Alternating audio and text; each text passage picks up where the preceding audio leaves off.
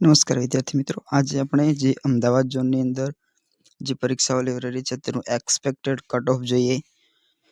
તો જે cut off છે એ એક્સપેક્ટેડ કટ ઓફ છે, જેથી 2-3 માર્ક્સ છે એ આગા પાછા રહી શકે છે.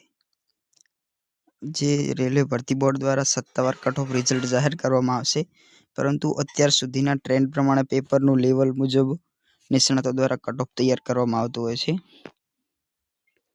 આપણે એક્સપેક્ટેડ કટ ઓફ છે એ નોર્મલાઇઝ માર્ક્સ આધારિત જોઈએ.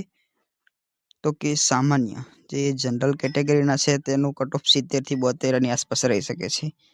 ત્યારબાદ ઓબીસી નોન ક્રિમિનલની વાત કરીએ તો કે તેનું કટ ઓફ જે 65 થી 67 ની આસપાસ રહી શકે છે.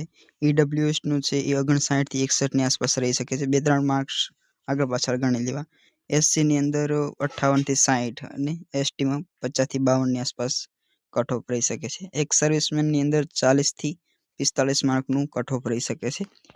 તો કે આપણે ગયા વર્ષનું અમદાવાદ ઝોનનું કટ ઓફ જોઈ લઈએ. તેમાં નોર્મલાઇઝ માર્ક્સ છે એ જોઈએ. તો કે જનરલ કેટેગરીમાં 62.67 હતું, ઓબીસીમાં 58.43 હતું, એસસીમાં 50.81, એસટીમાં 49.18, ઈડબ્લ્યુએસમાં 51.66. 2025માં વેકન્સીની સંખ્યા અને ઉમેદવારની સંખ્યામાં ફેરફાર હોવાથી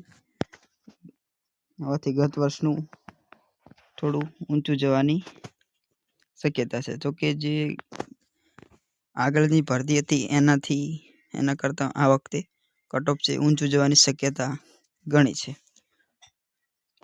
કટ ઓફ નક્કી કરવા માટેના પરિબળો. તો કે કટ ઓફ નક્કી કરવા માટે કુલ જગ્યાઓ અમદાવાદ ઝોનમાં કેટલી છે તેના ઉપર પણ આધાર કરી શકાય છે. ત્યારબાદ પરીક્ષાનું સ્તર કેવું છે, તો કે જો પેપર અઘરું હોય તો કટ ઓફ નીચું જઈ શકે છે.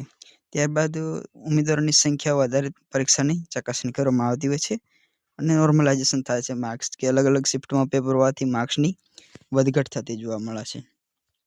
હવે તમારે શું કરવું જોઈએ? જો કે તમારો રો સ્કોર 60 થી 65 ની આસપાસ હોય તો તમારે પીઈટીની એ શારીરિક કસોટીની તૈયારી કરવી જોઈએ.